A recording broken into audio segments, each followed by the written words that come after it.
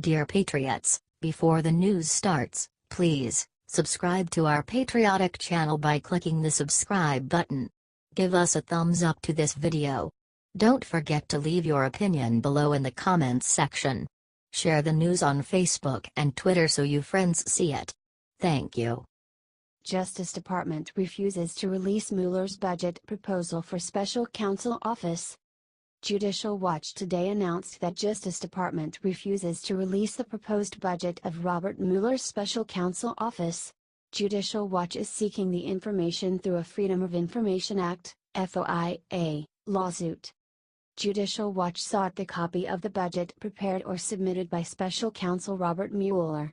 But, on Friday, January 19, the Justice Department notified Judicial Watch that it refuses to turn over documents, stating, 7 pages were located that contained records responsive to your request. We have determined that this material should be withheld in full because it is protected from disclosure under the FOIA. The Justice Department asserts the Mueller budget information cannot be released because its release could interfere with law enforcement proceedings and the material is protected from disclosure by the deliberative process privilege. Judicial Watch filed a FOIA lawsuit against the DOJ on October 5, 2017, after it failed to respond to a July 10, 2017, request. Judicial Watch v. U.S. Department of Justice, No. 1:17 CV 02079. Judicial Watch is seeking a copy of the budget prepared and submitted by Robert S. Mueller III or his staff.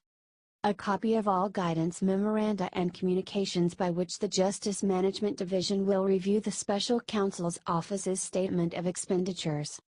A copy of each document scoping, regulating, or governing the Special Counsel's Office appointed under the leadership of Mueller III.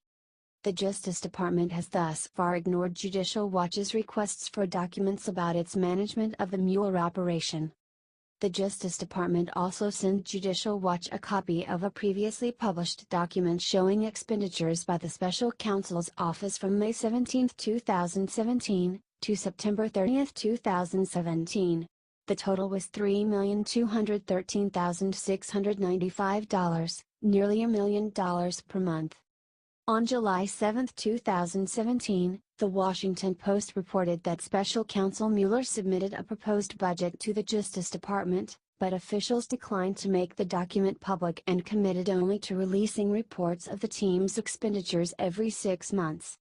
Judicial Watch is pursuing numerous additional FOIA lawsuits related to the surveillance, unmasking, and illegal leaking targeting President Trump and his associates during the FBI's investigation of potential Russian involvement in the 2016 presidential election. Special Counsel Mueller's operation is not above the law. The American people have a right to know how much taxpayer money is planned for his massive investigation, said Judicial Watch President Tom Fitton. No one else in D.C. seems to be providing oversight of the Mueller operation. So once again it is up to the citizens group Judicial Watch to fight for accountability.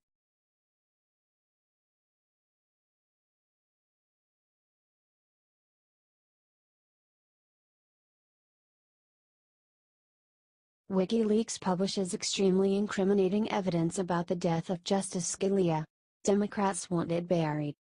WikiLeaks has some extremely incriminating evidence about the death of Justice Scalia, and the suspicious death has ties to Hillary Clinton and other Democrats.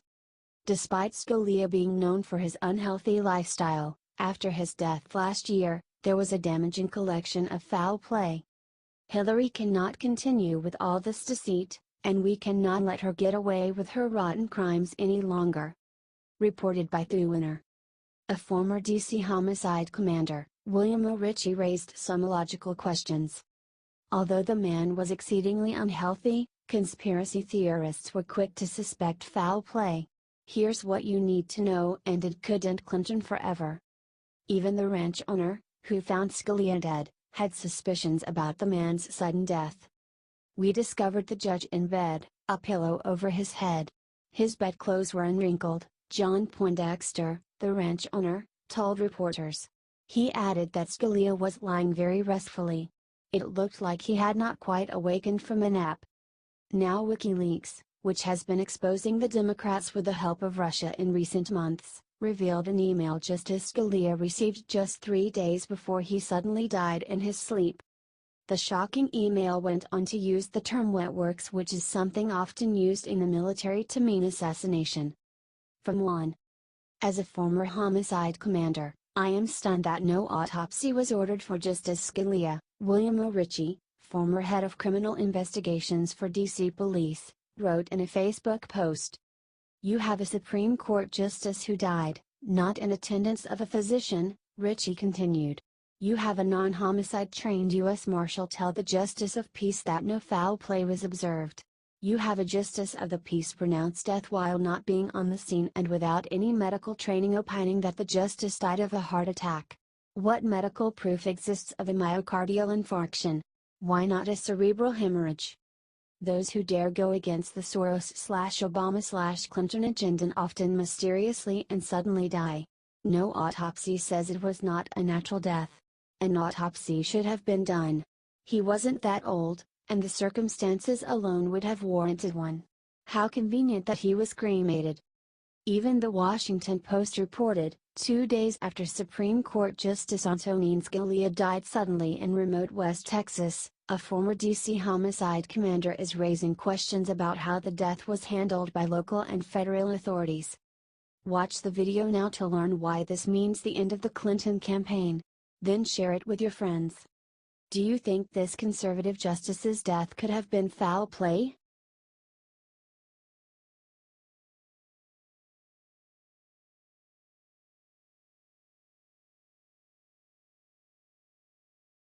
AG Jeff Sessions makes major announcement, Barack Obama is done. Attorney General Jeff Sessions just dropped a bomb on Barack Obama when he rescinded a letter issued by the former president that deals with how local courts penalize defendants. Attorney General Jeff Sessions is rescinding a letter issued by the Obama administration that deals with how local courts penalize defendants. Arguing it was an act of federal overreach, the White House's top prosecutor is repealing an Obama-era Justice Department letter that called on chief judges and court administrators in every state to refrain from giving poor defendants expensive fees and fines, according to the Washington Post. Sessions, in a prepared statement, explained he was doing away with the long-standing abuse of issuing rules by simply publishing a letter or posting a web page. Western journalism reported that Sessions repealed an Obama-era Justice Department letter that called on chief judges and court administrators in every state to refrain from giving poor defendants expensive fees and fines. In doing so, Sessions argued that the letter was an act of federal overreach. Sessions explained he was doing away with the long-standing abuse of issuing rules by simply publishing a letter or posting a web page. Congress has provided for a regulatory process in statute, and we are going to follow it, Sessions stated. This is good government and prevents confusing the public with improper and wrong advice. Sent in March of last year, the Obama administration's letter was meant to curb law enforcement from issuing fines to citizens as a means of generating revenue. The letter, which was sent to court administrators and chief judges in every state, noted that illegal collection of fees and fines had been receiving a lot of attention, and that the Justice Department had a strong interest in ensuring citizens' rights were protected. Since becoming Attorney General, Sessions has revoked over 24 Justice Department guidance documents dating back to the 1990s. The documents he has rescinded range from the Americans with Disabilities Act to ATF procedures. He has also restored the use of private prisons and has changed the Justice Department's legal stances on issues regarding voting rights and LGBT people, placing him at odds with his immediate predecessors in the Obama administration. In addition, Sessions has taken a strong stand against illegal immigration. The president is exactly correct about the changes we need to our immigration system, Sessions stated earlier this month. We have now seen 2 terrorist attacks in New York City in less than 2 months that were carried out by people who came here as the result of our failed immigration policies that do not serve the national interests, the diversity lottery and chain migration. The 20-year-old son of the sister of a U.S. citizen should not get priority to come to this country ahead of someone who is high-skilled, well-educated, has learned English, and is likely to assimilate and flourish here, He added. What do you think about this? Let us know your thoughts in the comments section.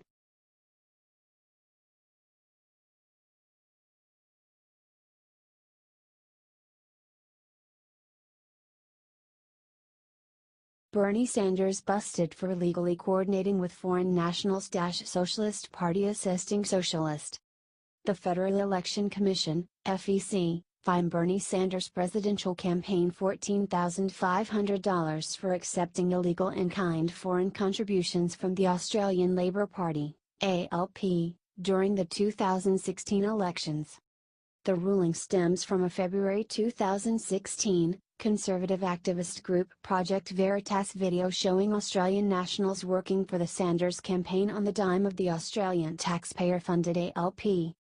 Republican and former New Hampshire House Speaker William O'Brien filed a complaint with the FEC shortly after Project Veritas made the footage public, alleging the ALP had made prohibited foreign contributions to the Sanders campaign, according to Mueller. The FEC levied the fine against the Sanders campaign in a February 2016 issued conciliation agreement. The ALP contacted the Sanders campaign according to the FEC and asked permission to allow Australian nationals to be inserted into the campaign as volunteers. The Sanders campaign accepted the ALP's request, despite knowing the ALP would be paying Australians a daily stipend in addition to covering the cost of their flights to the United States. While volunteering with the Sanders campaign, the Australians engaged in political activities including encouraging voter attendance at campaign events, recruiting volunteers, canvassing with volunteers, and planning events, according to the FEC. The Sanders campaign treated the ALP delegates no differently from any other campaign out-of-town volunteers and was aware that they were receiving a stipend from the ALP, the FEC added. The ALP spent $16,140 for the Australians' flights to the United States and $8,282 for their daily stipends. The FEC determined that amounted to a $24,422 prohibited in-kind foreign contribution the Sanders campaign accepted from the ALP. A Sanders spokesperson said in a statement to Mueller that the campaign doesn't think it broke any rules. During the course of the campaign, thousands and thousands of young people from every state and many other countries volunteered. Among them were 7 Australian young people who were receiving a modest stipend and airfare from the Australian Labor Party so they could learn about American politics, the spokesperson said. The folks on the campaign managing volunteers did not believe the stipend disqualified them from being volunteers. In order to avoid a long and expensive fight with the FEC over the technical status of these young people, the campaign agreed to pay the FEC a small settlement but did not agree that it broke any rules, the Sanders spokesperson added. O'Brien told Mueller Tuesday he was disappointed the FEC did not make a connection between ALP and the Australian government. I'm disappointed that it's not comprehensive, O'Brien said of the FEC's ruling. It doesn't go into the Australian government funding. And I'm disappointed that it doesn't go with greater specificity into the actual things that they were doing. I'm disappointed that they didn't go to what was the effect on the campaign. It's basically the Australian government using the conduit of a socialist party to assist the socialist candidate in the United States, O'Brien said. The FEC's ruling against the Sanders campaign follows the February 16 indictment of 13 Russian nationals who interfered in the 2016 election in support of Sanders and then-candidate Donald Trump. Sanders denied his campaign received support from Russians during an interview last week with Vermont Public Radio. They were supporting my campaign, no.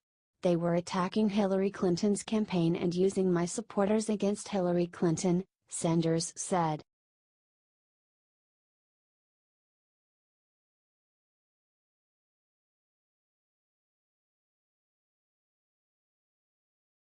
Devin Nunes dropped the hammer on Hillary Clinton with these 7 words. There is only one real scandal about collusion during the 2016 campaign. And it has nothing to do with Donald Trump. During an interview on Fox News Channel, Devin Nunes dropped the hammer on Hillary Clinton with 7 words. Nunes appeared on Hannity to discuss the recent developments in the Russia investigation. He was responding to the Democrats' political memo, which ended up being nothing more than talking points designed to distract from the real scandal, the fact that the FBI used a fake news dossier paid for by the Clinton campaign to spy on the Trump campaign. And make no mistake, it allowed them to spy on the Trump campaign. The warrant allowed the FBI to look at emails and texts while Carter Page was a member of the Trump campaign. Nunes also blasted the Clinton campaign for being the one engaged in collusion. They paid money that was funneled to a foreign spy who put together a hoax dossier in order to swing the election. But more worrisome for Clinton was when Nunes declared that, "It's clear collusion and no one is investigating it." That was a distinct call for Attorney General Jeff Sessions to appoint a special counsel to investigate the real collusion scandal during the 2016 election, Hillary Clinton and the foreign spy who worked with the Russians to try and destroy Trump. Here's the question he posed. If we look at the memo that came out of Chuck Grassley's committee today, Steele gathered much of his information from Russian government sources inside of Russia. So if I put the two memos together, the new one tonight, yours from Friday, Hillary Clinton paid for Russian propaganda, turned out to be lies, not verified, then used for a FISA warrant, and I'm, like, not only was it paid for to manipulate and lie to the American people but then to spy on an opposition party candidate. Sir, are there crimes committed here? Before we get to Nunes's answer, let's parse what Hannity asked. He refers to this sentence in the Grassley-Graham memo. On the face of the dossier, it appears that Mr. Steele gathered much of his information from Russian government sources inside Russia. There are two ways to read that sentence. One way is that Steele talked to people who worked for the government who shared information they weren't supposed to, in the way that a media outlet might talk to a source in the White House who talks under the cover of anonymity. The other way it can be read is that government officials were using Steele to spread misinformation deliberately. Do you agree a special counsel should investigate Hillary Clinton for collusion? Let us know your thoughts in the comments section.